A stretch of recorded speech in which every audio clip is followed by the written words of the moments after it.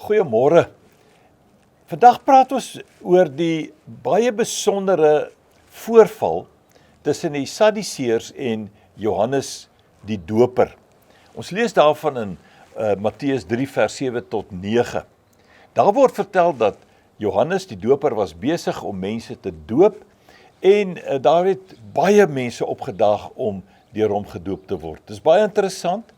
Ek wonder hoe dit gebeur. Daar word nie baie verduidelik waarom dit gebeur het dat die mense so gestroom het na hom toe nie, maar dit het skynbaar bekend geraak dat hy doop en daardie mense het onder die oortuiging gekom dat hulle moet laat doop.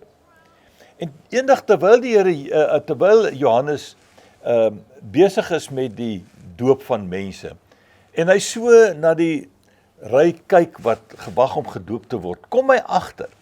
Hier is mense wat met verkeerde motiewe in die tou staan om gedoop te word. Die Sadduseërs. Die dierbare Johannes, hy vat toe glad nie nonsens van hierdie ouens nie en hy wys hulle sommer direk reg. Hy vertel vir hulle is hulle die verkeerde motief. Hy sê ook vir hulle sê, julle hoop om die dreigende toren van God vry te spring deur julle te laat doop. En dit is tog nie die doel van die doop nie. Die doop is nie om iets te verhoed nie. En dit is wat Johannes hier baie duidelik sê. Die doop praat van iets wat klaar gebeur het, nie iets wat nog moet gebeur nie. En verder sê hy ook vir hulle, julle maak staat daarop dat Abraham julle vader is, en nou dink julle is reg? Hy sê julle maak 'n baie groot fout. Die doop is nie om iets vry te spring, of iets te kry wat jy nie op 'n ander manier kan kry nie. En dit is die wese van die doop.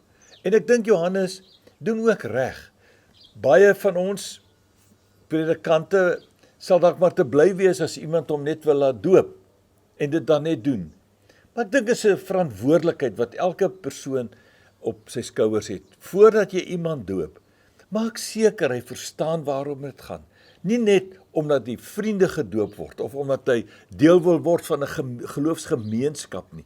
Dit het niks daarmee te doen nie. Dit gaan daaroor dat hy wat glo gedoop moet word in die woorde van ons Here Jesus Christus. Kom ons doen dit. Kom ons maak dit ons oortuiging en laat dit vir ons 'n rigsnoer wees. Laat dit ook vir ons 'n herinnering wees aan ons geloof wanneer ons in die moeilike tye kom en onthou, ek het my laat doop omdat ek glo. Geseënde dag vir jou.